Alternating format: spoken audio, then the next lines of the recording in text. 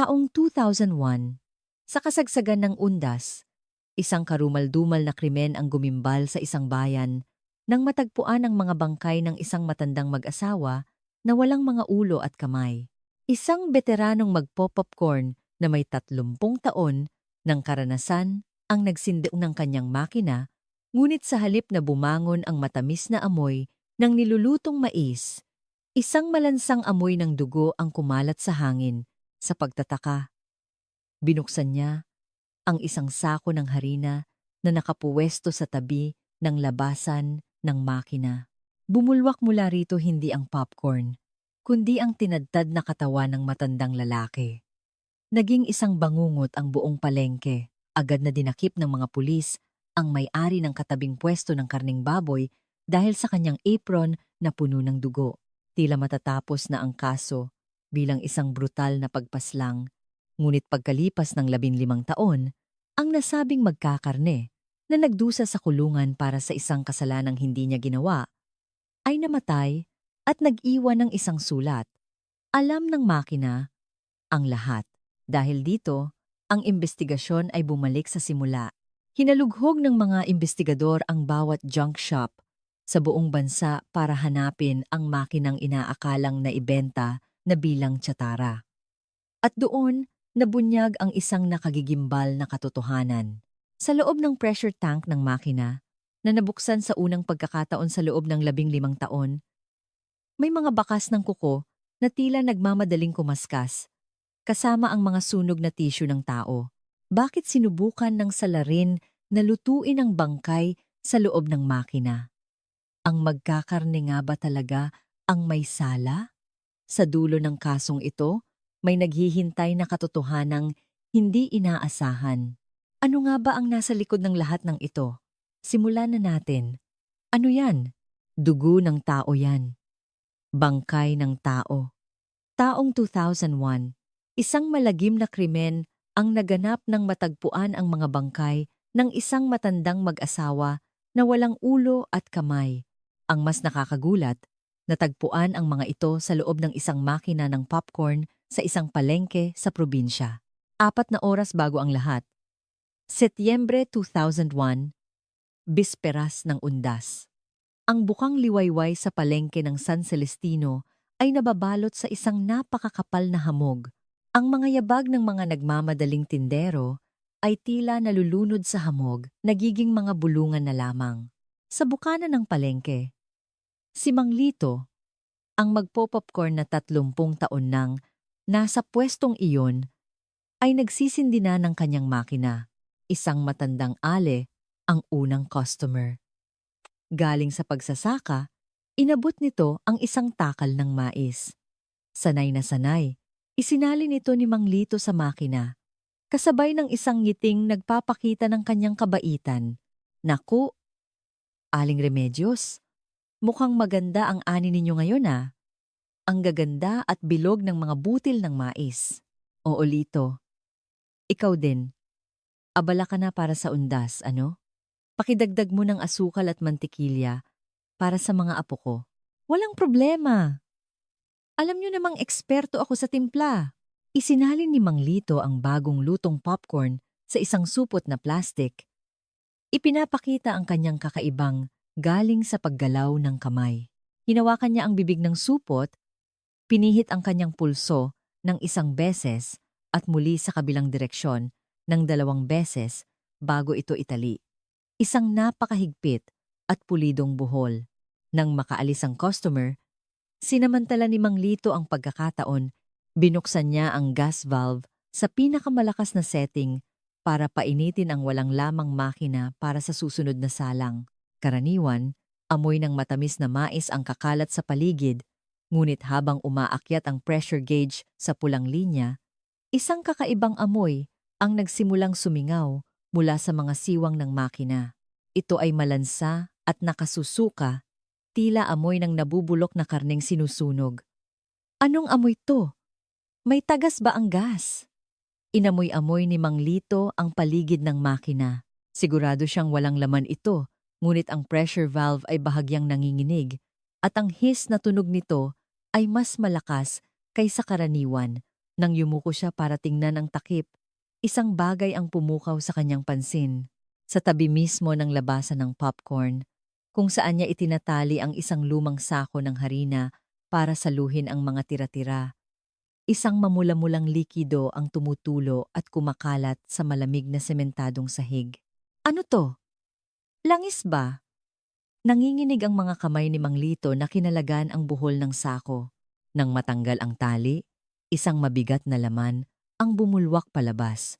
At sa sandaling iyon, isang sigaw ang pumunit sa tahimik na umaga ng palengke. Tao! Tulong! May patay! Napaupo sa sahig si Mang Lito. At sa kanyang harapan, nagkalat ang mga parte ng katawan ng tao na halos hindi na makilala habang umuusok pa. Ang oras ay babalik 24 oras bago ang malagim na pagkatuklas. Sa palengke, kilala bilang pinakamayaman ng mag-asawang Don Julian at Aling Elena Reyes, may-ari ng pinakamalaking pwesto ng gulay. Maaga pa lang, sigawan na ang maririnig sa harap ng kanilang tindahan. Nagrereklamo si Don Julian na ang display ng katabing pwesto ng karne ay lumalagpas sa kanilang linya. Hoy, Cardo, ilang beses ko bang sasabihin sa'yo na huwag kang lalampas sa guhit? Unti-unti mong sinasakop ang teritoryo ko. Pang-aabuso yan. Naku, Don Julian naman. Undas ngayon, kaya marami akong karneng kailangang i-display. Mga 4 na pulgada lang naman ang lampas. Parang hindi naman tayo magkapitbahay niyan. Lumabas ang magkakarne na si Ricardo Cardo de Leon, may hawak na kutsilyo, na may halong pagkadismaya.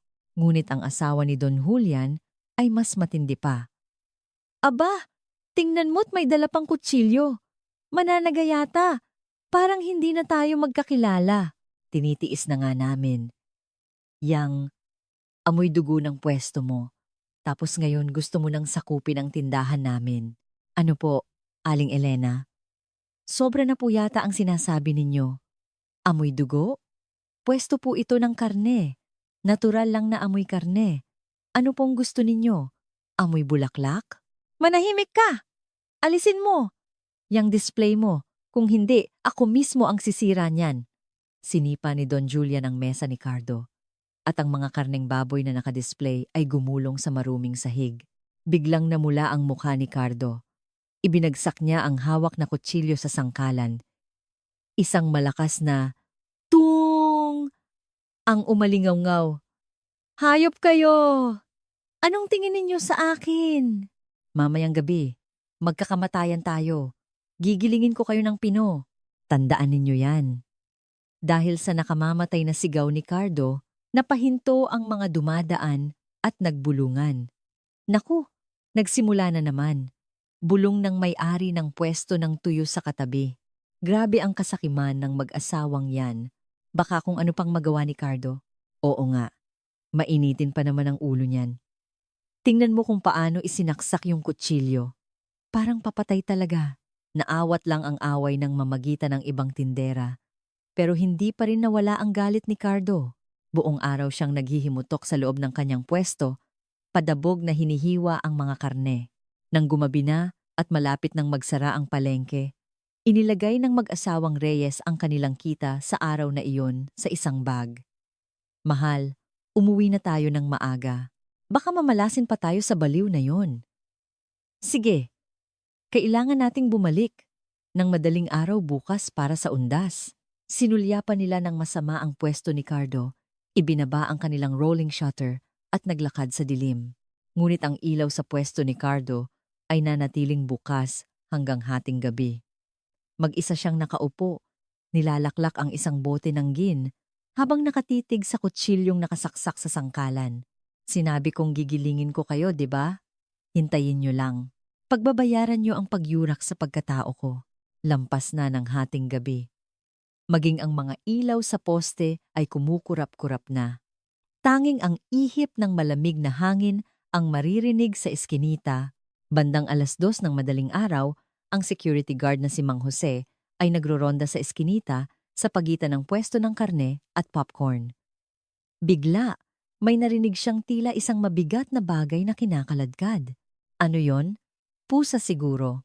Itinutok ni Mang Jose ang kanyang flashlight, pero mahina na ang baterya nito. Naghikab siya at nagpatuloy sa paglalakad. Ah, mga dagalang siguro yan na naghahalungkat ng basura. Kung ano-ano na lang naririnig ko. Kapag malapit na ang undas, sa loob ng eskinita na tinalikuran lang ni Mang Jose, isang pigil na ungol at malalim na paghinga ang humahalo sa makapal na hamog. Bumalik ang oras sa kasalukuyan, sa umaga ng insidente, ang mga tindero na nakarinig sa sigaw ni Mang Lito ay natulala sa kanilang nakita. Lito, anong nangyari? Yung laman ng sako. Si Don Julian ba yan? Nanginginig sa takot si Mang Lito, gumagapang palayo habang itinuturo ang tabi ng makina ng popcorn. Maingat na lumapit ang mga tindero. Ang dugong tumulo ay gumuhit na ng isang pulang mapa sa mga siwang ng semento.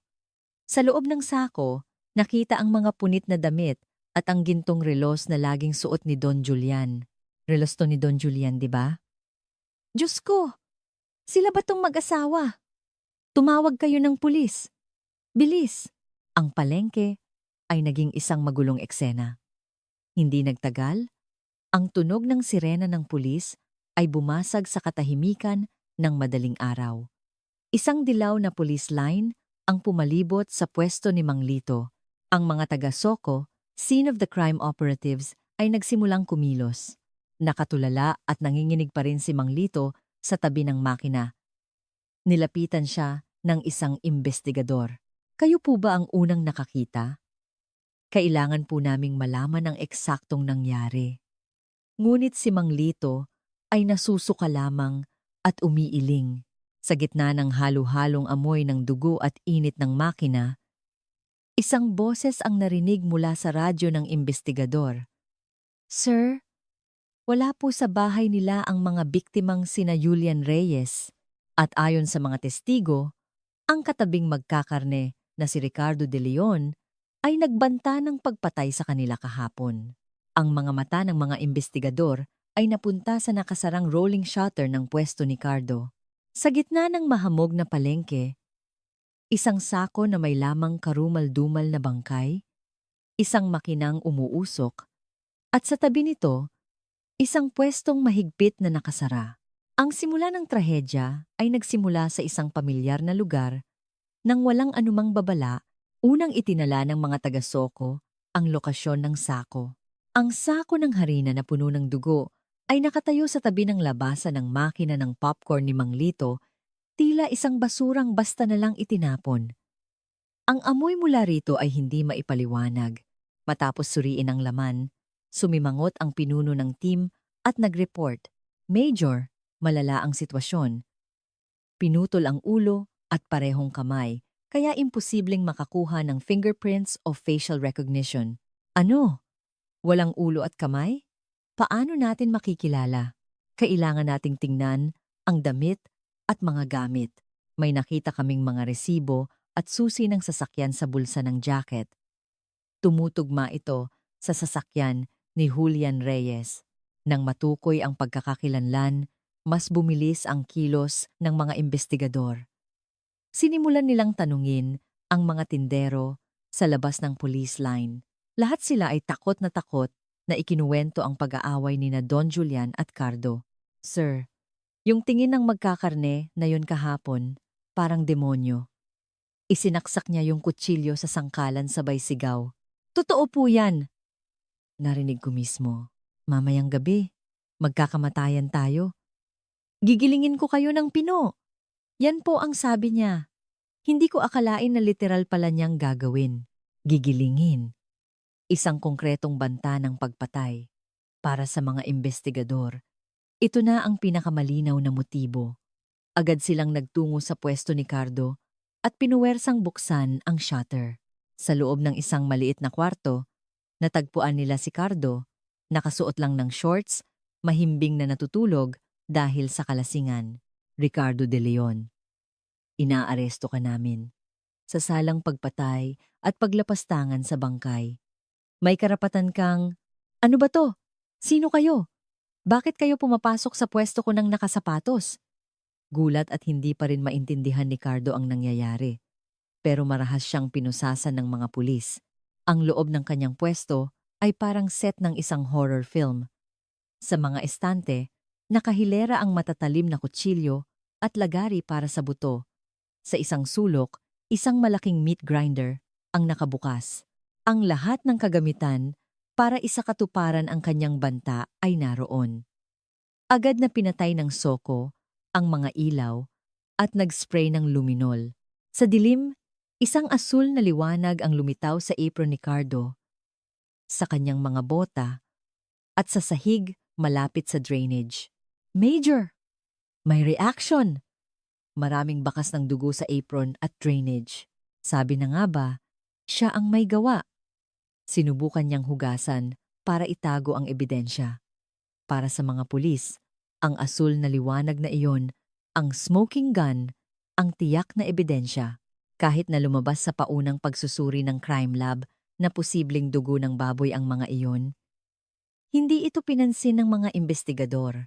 Rason nila, natural lang na may dugo ng baboy sa isang pwesto ng karne at posibleng nahalo lang ito sa dugo ng biktima nang subukan niyang linisin ang lugar. Dinala si Cardo sa presinto para sa isang matinding interogasyon. Ilang beses ko bang sasabihin, "Uminom ako at natulog. Wala akong maalala." Sigaw niya habang hinahampas ang mesa. Wala kang maalala? Paano mo ipapaliwanag to? May makakapagpatunay ba na natutulog ka sa pagitan ng 1:00 at 3:00 ng madaling araw? Mag-isa lang akong nakatira. Sino ang magpapatunay? At kung ako ang pumatay, sa tingin niyo ba'y matutulog lang ako dito? Siyempre, tatakas ako. Hemp, ang kapal ng mukha mo. Ginawa mo yan dahil sa galit at kalasingan, tapos ngayon magmamaang-maangan ka? Ikaw mismo ang nagsabing gigilingin mo sila. Giniling mo ba sila o hindi? Ginipit ng mga pulis si Cardo dahil sa kawalan niya ng alibi sa oras ng krimen. Ang kanyang mga pagtanggi ay nalunod sa sigaw ng mga investigador. Ang blanko sa kanyang alaala ay pinunan ng senaryong isinulat ng mga pulis. Kinabukasan, malalaking headline ang nasa mga dyaryo. Dahil lang sa guhit, kapitbahay giniling ning magkakarne, nawawalang ulo at kamay, karning demonyo. Itinuring ng media si Cardo bilang isang halimaw. Samantala, si Mang Lito, ang unang nakakita, ay nasa isang pribadong kwarto sa ospital, naka-dextrose, habang kinakausap ng mga investigador. Namumutla, umarte siyang takot na takot. Sir, hanggang ngayon, kapag pumipikit ako, nakikita ko pa rin yung dugo. Hindi ako makahinga. Naiintindihan namin ang pinagdadaanan niyo. Pero para sa investigasyon, may ilang tanong lang kami. Matindi po ba talaga ang alitan ni Cardo at ng mga biktima? Naku, sobra po. Yang si Cardo, kapag nalalasing, nag-iiba ang tingin. Ilang beses ko na yang nakitang nagwawala na may dalang kutsilyo. Alam ko pong may mangyayaring masama. Pero hindi ko akalain na ganito kalala. Ang testimonya ni Mang Lito ay nagdiin sa karahasan ni Cardo at sa kabaitan ng mag-asawang biktima. Isinulat ng mga investigador sa kanilang notebook. Beripikado. Marahas na pag-uugali ng suspek. Ang sinabi ni Mang Lito ay gatong sa apoy ng confirmation bias ng mga pulis. Dahil walang kahit isang CCTV sa palengke noon, ang mga circumstantial evidence at testimonya lang ang kanilang basehan.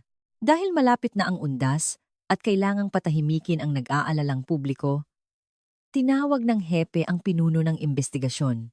Hoy, Major, kailangan ma-file na ang kasong yan sa piskalya bago mag-undas. Nakita mo naman ang gulo sa media. Nahuli na ang suspek. May ebidensya na. Pirma na lang niya ang kulang. Ano pang hinihintay niyo? Pero sir, hindi pa po natin nahahanap ang nawawalang ulo at mga kamay. At patuloy pong itinatanggi ng suspek ang krimen. Anong pakialam natin doon kung sandamakmak na ang ebidensya? Kunin niyo na ang pag-amin niya at isampa na ang kaso. Nagagalit na ang mga nasa itaas. Dahil dito, sa halip na maghanap pa ng ebidensya, Itinuon ng mga pulis ang kanilang lakas sa pagkuha ng pag-amin ni Cardo. Habang hawak ang rehas ng kulungan, halos mapaos na si Cardo sa kasisigaw. Major! Pakiusap! Pakinggan niyo ako! May ibang salarin! Sumpaman! Hindi ko sila pinatay! Pero ang kanyang boses ay nawala lang sa makakapal na pader ng selda. Para sa mga pulis, sa media, at sa mga taga-palengke, siya na ang brutal na pumilas sa kanyang mga kapitbahay. Nakasulat na ang script at si Cardo ang kontrabida na hindi na makakatakas. Ang katotohanan ay naiwang nakahandusay sa malamig na sahig sa tabi ng makina ng popcorn, kinalimutan ng lahat. Sa malamig na visitation room ng kulungan, si Cardo, na nakasuot ng uniforme ng preso, ay kaharap ang kanyang public attorney. Sa desperasyon, sinubukan niyang hawakan ang kamay ng abogado, ngunit napigilan siya ng salamin. Attorney, maniwala po kayo sa akin. Wala po talaga akong kasalanan. May narinig po ako noong gabing yon. Ginoong De Leon. Ang korte ay nangangailangan ng konkretong ebidensya. Ang mga sinasabi ninyong narinig nyo habang lasing ay ituturing lang na guni-guni. Hindi po guni-guni yon! Sigurado po akong narinig ko. Nagising po ako para umihi. Tapos may narinig akong parang hiss ng gas mula sa direksyon ng pwesto ng popcorn. Sinikap ni Cardong alalahanin. Tama, tunog ng gas. Tapos may narinig akong parang kumakaskas sa metal, tapos parang ungol ng isang hayop na nasasaktan. Hindi po tunog ng tao. Tunog ng gas? Pagkaskas? Ungol ng hayop? Sa tingin niyo ba'y paniniwalaan niya ng hukom? Baka isipin pa nilang nagpapalusot ka lang para masabing wala ka sa sarili. Baka lalo lang tumaas ang sentensya mo. Itinuring ng abogado ang sinabi ni Cardo bilang isang kasinungalingan para makalusot. Inayos niya ang kanyang mga gamit at tumayo. Tiningnan lang ni Cardo ang papalayong likod ng abogado, sabay hampas sa mesa. Isang malamig na babala mula sa guwardiya ang tanging isinagot sa kanya. Makalipas ang ilang araw, isinagawa ang crime reenactment sa palengke. Napalibutan ng police line ang lugar at daan-daang tao ang nag-usyoso. Galit na galit ang mga kamag-anak ng biktima at mga tindero. Nang ibaba si Cardo mula sa police van, binato siya ng mga bulok na itlog at basura. Mamamatay tao! Paano mo nagawa yan sa kapitbahay mo? Hayop ka! Mamatay ka na! Nakaposas at inaalalayan ng mga pulis, yumuko na lang si Cardo habang tumatama sa kanya ang mga basura. Dinala siya sa harap ng makina ng popcorn at binigyan ng isang mannequin. Oh, ipakita mo kung paano mo pinatay ang biktima. At kung paano mo isinilid sa sako. Gawin mo ng eksakto. Hindi ko gagawin. Hindi ko sila pinatay kaya hindi ko alam. Bakit ko kailangang gawin to? Hoy, bilisan mo. Huwag ka nang tumanggi. Lalo ka lang malalagot. Nang itapon ni Cardo ang mannequin, 2 pulis ang marahas na humawak sa kanya at pilit na ipinagawa ang mga kilos. Walang tigil ang flash ng mga kamera. Ang galit na mukha ni Cardo ay naitala bilang mukha ng isang walang pagsisising kriminal. Sa gitna ng kaguluhan, isang batang pulis, si PO1 Marco Reyes, na kasama sa crime scene investigation team, ay tahimik na inililigpit ang sako na ginamit bilang ebidensya. Pinagkumpara niya ang buhol sa sakong pinaglagyan ng bangkay at ang buhol na ginawa ni Cardo sa reenactment. Nanliit ang mga mata ni Marco. Teka, parang may mali. Hinawakan ni Marco na may suot na guwantes ang buhol sa sako. Hindi ito isang ordinaryong buhol. Ito ay ginawa sa pamamagitan ng paghawak sa bibig ng sako, pagpihit ng pulso ng 1 beses at muli sa kabilang direksyon ng 2 beses. Isang napakapulido at kakaibang paraan. Tila gawin ng isang taong sanay na sanay magbalot ng isang bagay ng mahigpit. Samantala, ang buhol na ginawa ni Cardo, na sanay humawak ng mabibigat na kutsilyo, ay isang simple at magulong ordinaryong buhol. Sir, tingnan niyo po ito. Magkaiba ang buhol.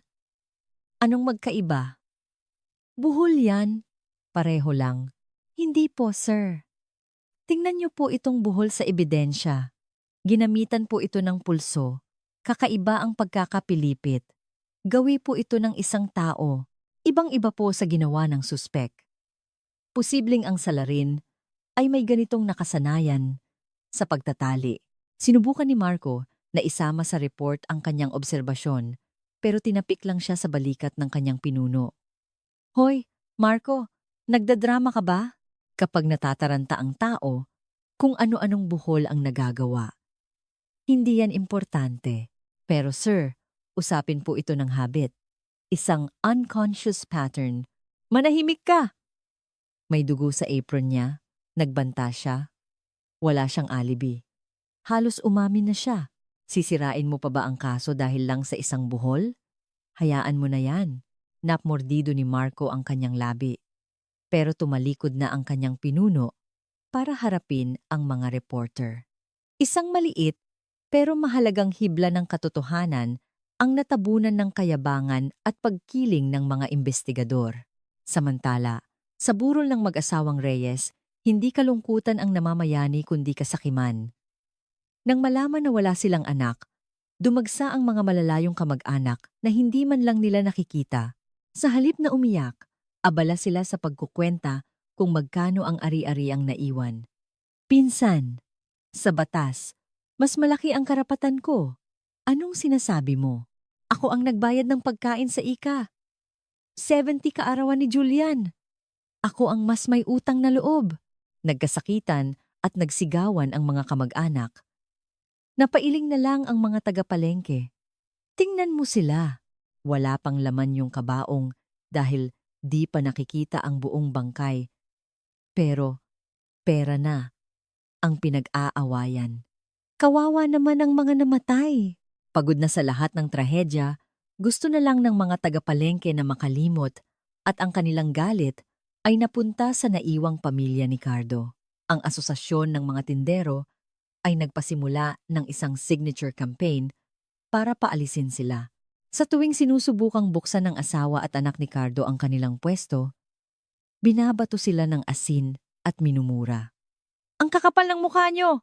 Umalis kayo dito! Hindi pwedeng mag-aral ang anak ko kasama ang anak ng isang mamamatay tao. Dahil dito, isang gabi, patagong umalis ang mag-ina ni Cardo, dala ang kanilang mga gamit. Ang signboard ng kanilang pwesto ay tinanggal. Isang papel na may nakasulat na sarado ang malungkot na nakadikit sa salamin. Makalipas ang ilang buwan, kinatigan ng korte ang lahat ng akusasyon ng piskalya. Ang akusadong si Ricardo de Leon, dahil sa isang maliit na alitan, ay brutal na pinaslang ang kanyang mga kapitbahay at nilapastangan ang kanilang mga bangkay. Ang kanyang krimen ay sukdulan. At dahil patuloy niyang itinatanggi ang kasalanan at walang ipinapakitang pagsisisi, hinahatulan ang akusado ng reclusion perpetua. Humagulgol si Cardo sa loob ng korte bago siya kinaladkad palabas. Ang kaso ay isinara bilang nag-iisang krimen ni Cardo. Ang file ng kaso ay inilagay sa isang cabinet kung saan ito ay aalikin. Lumipas ang panahon. Ang palengke ay bumalik sa dati nitong sigla. Si Mang Lito, matapos malagpasan ng trauma, ay nagtinda muli. Nagkunwari siyang nalulungkot sa pagkawala ng mag-asawa at namigay pa ng libreng popcorn sa mga tao. Naku, Lito, ikaw din. Nagulat ka sa nangyari. Pero ang bait mo pa rin. Hindi po. Kailangan kong maging mas mabuti para sa mga nawala. Dapat tayong magtulungan. Itinuring siya ng mga tao bilang isang santo ng palengke. Pero sa loob ng bilibid, sa isang madilim na selda, hindi makatulog si Cardo gabi-gabi. Ginamit niya ang isang kutsara na pinatalas para isulat sa pader ang mga tunog na hindi niya malimutan. Heseses! Tunog ng gas, ng makina, ng popcorn. Kaskas, anggol ng hayop, gamit ang daliring nagdurugo. Nagsimula siyang magsulat ng isang talaarawan na puno ng sumpa. Sa unang pahina, nakasulat, "Hindi, ako ang pumatay." Lumipas ang 3 taon. Ang orasan sa kulungan ay tila mas mabagal Ang tanging kasiyahan para sa life-termer na si Cardo ay ang dalaw mula sa isang dating kasama sa palengke. Isang araw, dumalaw ang isang matandang tindero. Cardo, kumusta ka na diyan? Okay ka lang ba? Buhay pa naman tay. Kayo po, kumusta ang tindahan? Ang mag-ina ko po, may balita ba kayo? Wala pa rin, Cardo. Ay, oo nga pala. May isang kakaibang nangyari sa palengke matapos kang makulong. Lumapit ang matanda sa salamin at bumulong. Si Lito, yung magpo-popcorn, ibinenta niya. Yung makina niya, hindi nagtagal matapos kang makulong. Ibinenta niya sa junk shop sa napakamurang halaga. Ano po? Ibinenta niya? Buhay niya ang makinang yon. Bakit niya ibebenta? Yan din ang sabi namin. Hindi naman siya gipit. Tapos ang binili niyang pamalit mas luma pa. Ang sabi-sabi. Baka na-trauma lang daw siya kaya pinalitan niya. Nang marinig iyon ni Cardo, nanlaki ang kanyang mga mata. Sa kanyang isipan, umulit ang mga tunog na paulit-ulit niyang naririnig. Ang his ng gas, ang mabahong amoy. Ang pagbenta ni Lito sa makina at ang mga narinig niya ay nagsimulang magdugtong. Tay! Si Lito! Si Lito ang nagtapon ng makina! Hinampas ni Cardo ang salamin. Ngunit ang tunog ng bell na hudyat ng pagtatapos ng dalaw ay tumabon sa kanyang sigaw. Lumipas pa ang maraming taon. Mahigit isang dekada ang dumaan. Taong 2016, isang malamig na umaga. Isang guwardiya sa kulungan ang natigilan nang buksan niya ang selda ni Cardo. Tumawag ng mediko, ng biyadiko, yung preso sa A 45-8 nagbigti. Matapos ang 15 taon sa kulungan, si Cardo de Leon ay natagpo ang isang malamig na bangkay. Sa ilalim ng kanyang unan, may isang lukot na notebook. Sa huling pahina, nakasulat sa tila dugo. Ibinenta ni Lito ang makina. Ang nakagigimbal na sulat na ito ay kumalat at sa pamamagitan ng social media, naging viral bilang The Popcorn Sack Mystery. Nagsimulang magpetisyon ang mga netizens para sa muling pagbubukas ng kaso. Hindi ito simpleng pagpatay. May ibang salarin? Samantala, sa opisina ng PNP Cold Case Unit sa Camp Crame, si Major Marco Reyes, na ngayon ay may puti ng buhok, ay nakatitig sa balita sa monitor. Hindi niya malimutan ang araw. 15 taon na ang nakalipas nang binaliwala ang kanyang teorya. Sir, di ba? Yan yung kasong hinawakan niyo noon? Viral po sa internet. Oo. Kung sana'y pinilit ko lang noon. Kung ipinaglaban ko lang, yung tungkol sa buhol, hindi sana ganito ang sinapit ni Cardo. Binuksan ni Marco ang isang luma at maalikabok na folder mula 2001. Dala ang bigat ng konsensya, nagtungo siya sa opisina ng Chief PNP. Sir, gusto ko pong buksan ulit ang kasong ito. Kung hindi man opisyal, gagawin ko ito kahit na itaya ko pa ang aking posisyon. Marco, 15 taon na ang nakalipas. Malamang wala na ang mga ebidensya. Kailangan po nating hanapin ang makinang binanggit sa sulat. Nang makuha ang pahintulot, binuo ni Marco ang isang team at sinimulan ang lahat mula sa umpisa.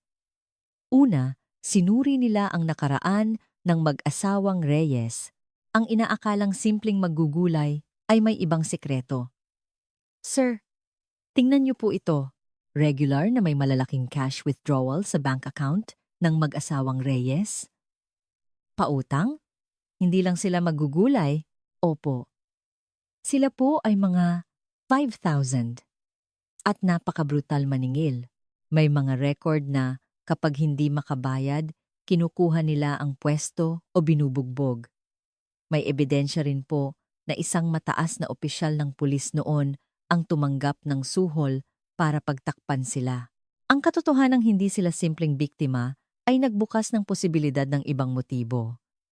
Naisip ni Marco na baka hindi ito dahil sa biglaang galit, kundi isang planadong paghihiganti. Ang natitira na lang ay hanapin ang nawawalang makina ng popcorn. Ngunit ang paghahanap sa isang piraso ng bakal na 15 taon nang nawawala ay parang paghahanap ng karayom sa dayami. Hinalughog ni Marco ang mga record ng mga junk shop mula 2001. Boss, natatandaan niyo po ba kung may nagbenta sa inyo ng makina ng popcorn noong 2001? Naku, hepe.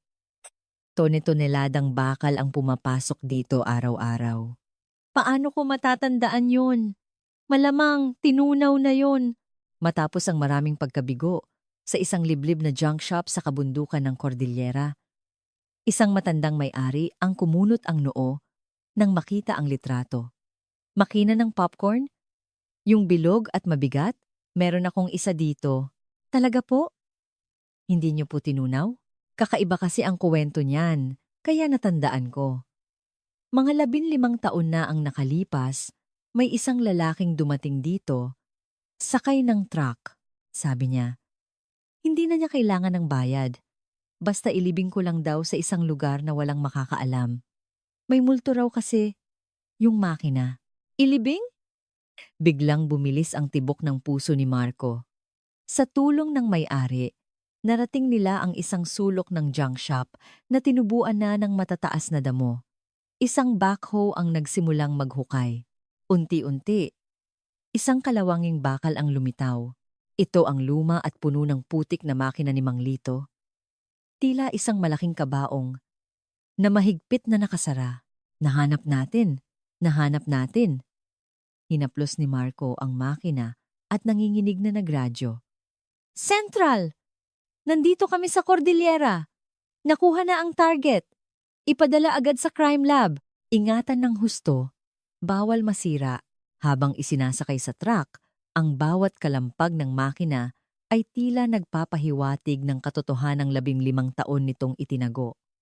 Ngayon, oras na para buksan ang bibig nito at ilabas ang kuwento. Naupo si Marco sa tabi ng makina at bumulong.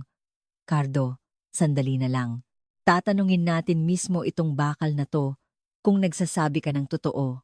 Sa loob ng PNP Crime Laboratory, isang kakaibang tensyon ang bumalot. Ang mga forensic expert na nakasuot ng puting protective suit ay nakapalibot sa makinang tila isang halimaw na bangkay. Sa tabi, naghihintay si Marco at ang kanyang team. Sige, bubuksan na natin ang bibig na 15 taon nang nakatikom, sabi ng pinuno ng team. Isang malakas na ingay ang umalingaw-ngaw habang ginagamitan ng cutting torch ang makapal na bakal. Sa wakas, bumagsak ang takip. Tiningnan ng lahat ang loob, pero puro sunog na tira-tira lang ng mais ang nakita. Sir, wala po tayong makita. Puro sunog na butil lang. Hindi. Huwag kayong sumuko. Hanapin niyo sa pinakamaliliit na siwang. Siguradong mayroon dyan. Gamit ang high-powered microscope camera, sinuri nila ang bawat sulok, lalo na ang spiral na siwang ng pressure valve. Sa screen, lumitaw ang malaking imahe ng loob ng valve.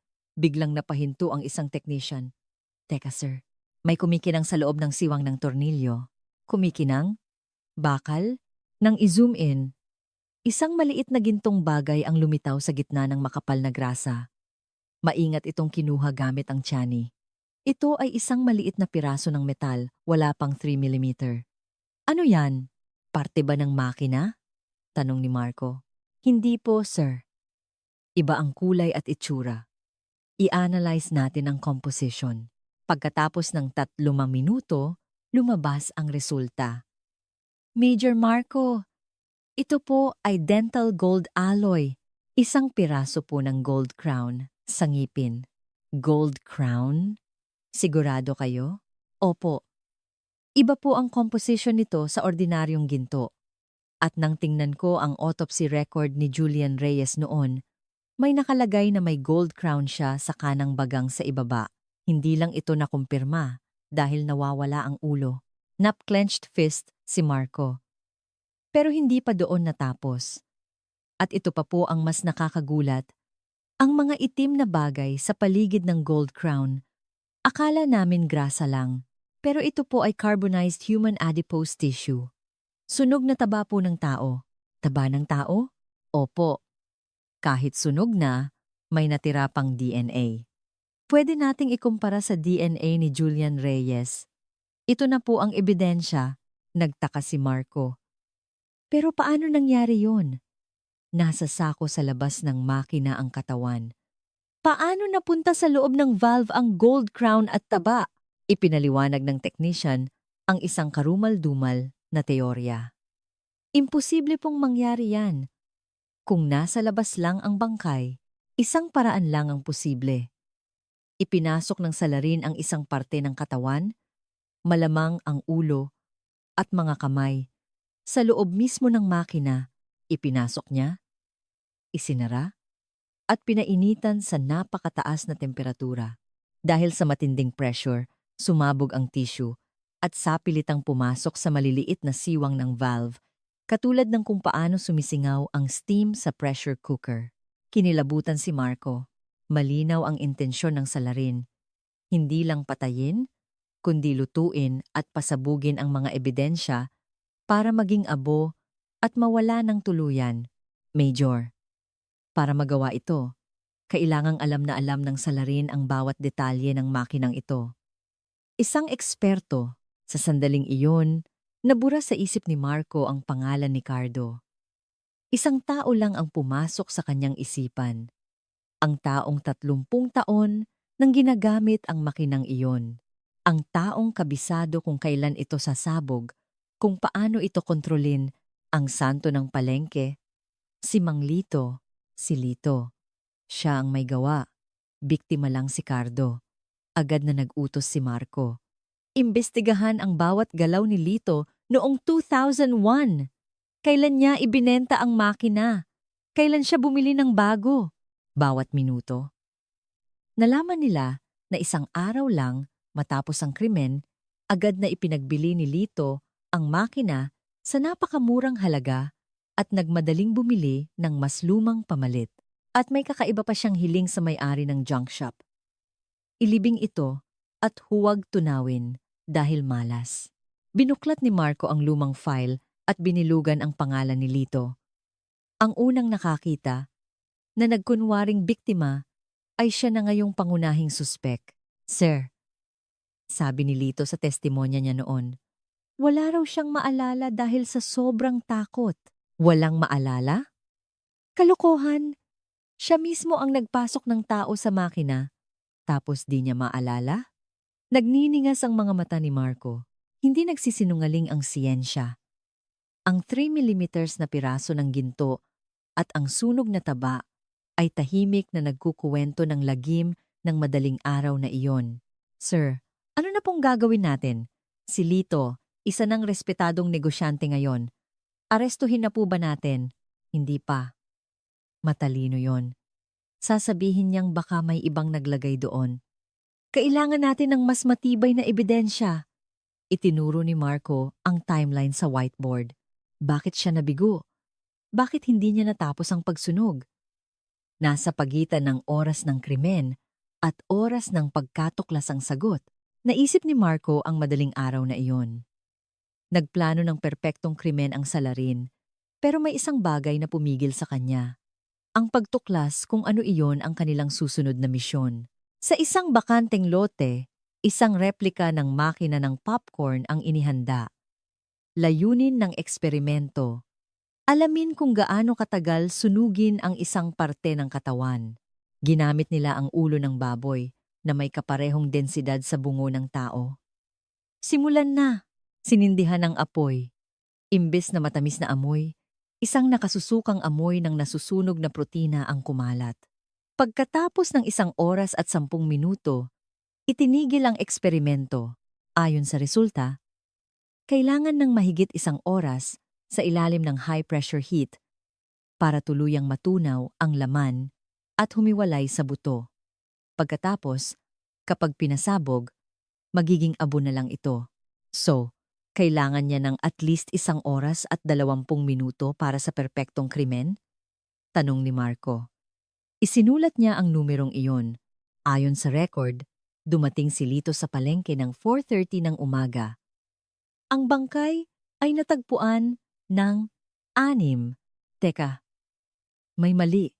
May 1 oras at kalahati siya. Sobra-sobra pa ang oras. Bakit siya huminto? Napansin ng isang bagitong pulis ang isang detalye sa testimonya. Sir, dahil undas noon, mas maagang dumating ang mga tindero, karaniwan 6. Pero noong araw na yon, 5 sesh pa lang, may mga nagbubukas na ng pwesto. Napapitik si Marco. Iyon ang sagot. Ang maling kalkulasyon ni Lito. Inakala niyang 6 darating ang mga tao. Nagsimula siya ng 4 asalamban, pero dahil sa undas, 52 pa lang ay may tao na. Mayroon lang siyang 1 oras. Habang niluluto niya ang ebidensya, nagsimula na siyang makarinig ng mga ingay sa labas. Kung ipapasabog niya ito, makikita ng lahat ang nagkalat na piraso ng katawan. Sa sobrang takot, itinigil niya ang lahat at inilabas ang laman. Isang digital forensic expert ang may dalang bagong ebidensya. Sir, na-recover namin ang lumang ledger ng isang gas supplier. Noong araw ng krimen, umorder si Lito ng 3 malalaking tangke ng LPG para sa madaling araw na delivery. 3 tangke? Hindi ba't isang tangke ay tumatagal ng 3 araw? Opo, sir. Ibig sabihin, naghanda siya para sa isang bagay na mangangailangan ng napakalakas na apoy sa maikling panahon. Malinaw na. Ito ay isang planadong krimen. Ayon pa sa isang profiler, ang mga kalmot sa loob ng takip ng makina ay hindi dahil sa normal na operasyon. Ito ay bakas ng pagtatangkang pilit na alisin ang laman gamit ang isang matulis na bagay.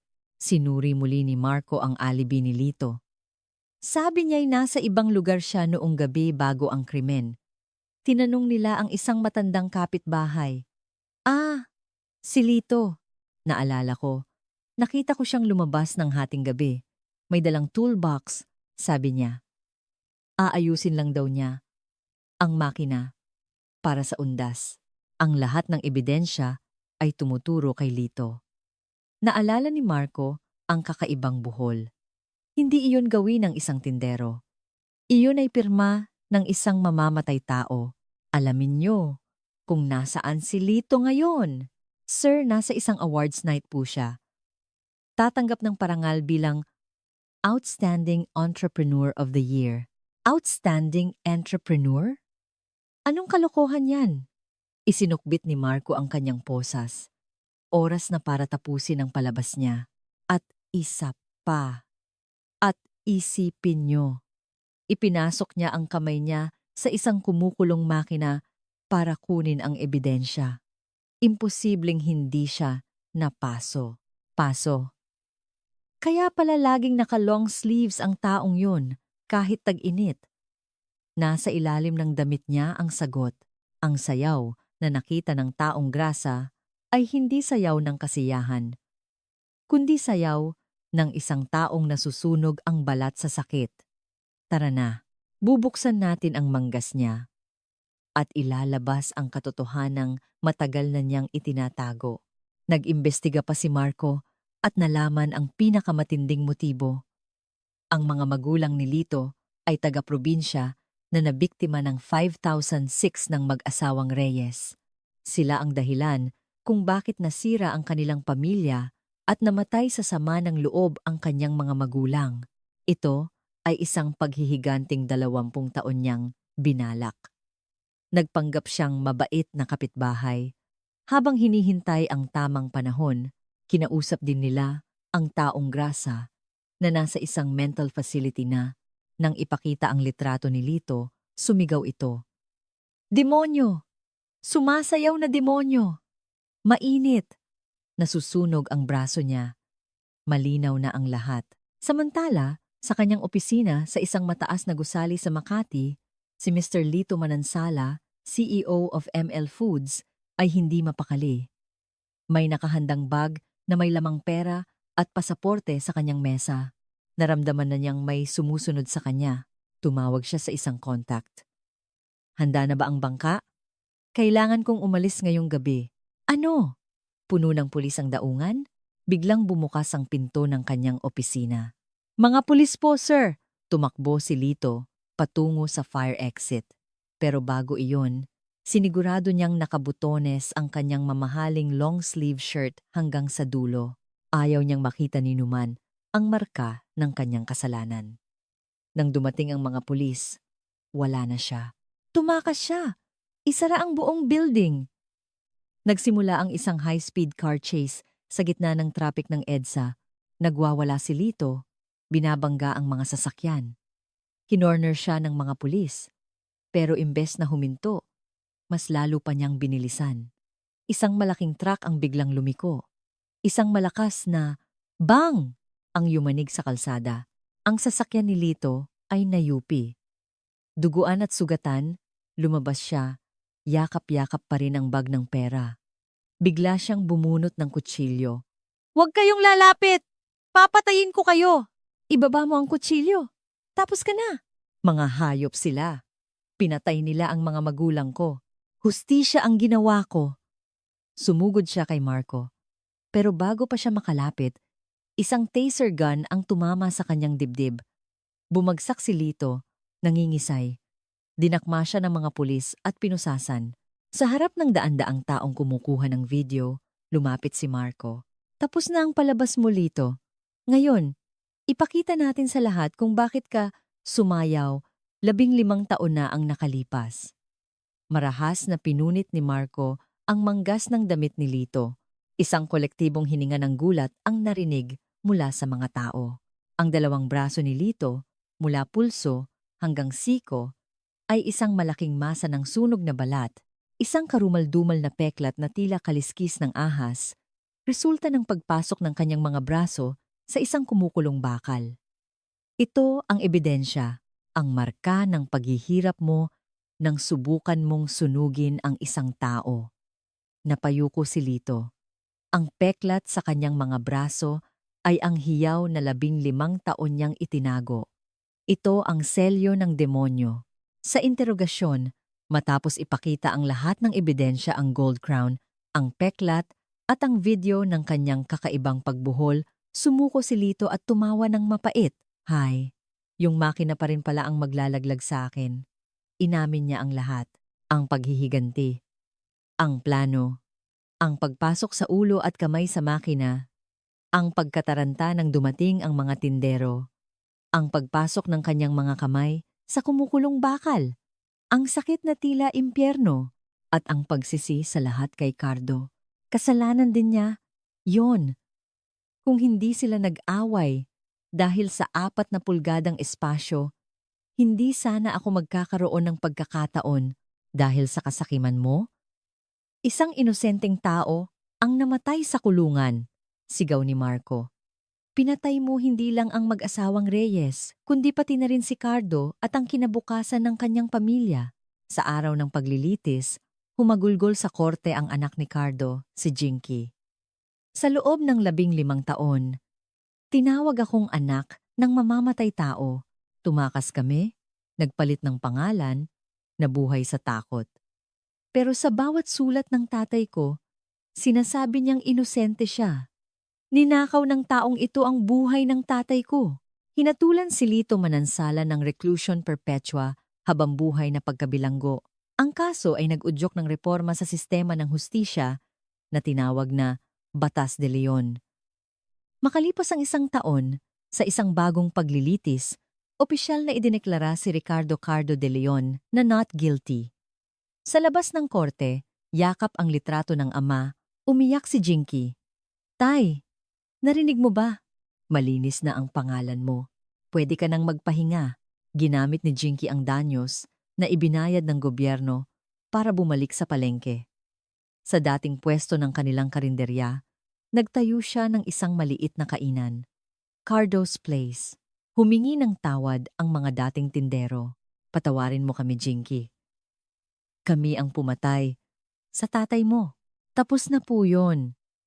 Sagot ni Jinky na may ngiti. "Masaya na po si tatay kung kakain kayo dito." Isang gabi, bumisita si Major Marco sa tahimik na palengke. Sa harap ng Cardo's Place, naglagay siya ng isang bulaklak at isang baso ng gin. "Cardo, pasensya na kung natagalan. nahuli na ang may sala. Ang anak mo, matatag at masaya na, diyan sa langit, sana'y malaya ka na. Itinaas niya ang kanyang baso. Sa gitna ng palengke, ang dating pwesto ng popcorn ay bakante pa rin. Walang gustong magtinda doon. Naging isang paalala ito sa trahedyang dulot ng kasakiman. Habang papalayo ang kamera, isang boses ang nagsalita. Maaaring ibaon ang katotohanan, ngunit hinding-hindi ito mamamatay. At sa huli, isang mahinang tunog ang maririnig. Pop, iyon ba ang tunog ng trahedya, 15 taon na ang nakalipas? O ang tunog ng katotohanang sa wakas ay sumabog at lumaya? Ang kuwento ay nagtatapos, ngunit ang alingawngaw ng tunog na iyon ay mananatili sa ating isipan. Dahil sa 40 pulgadang kasakiman, 3 pamilya ang nawasak, ngunit ang katotohanan, tulad ng init sa loob ng makina, ay hindi napigilan.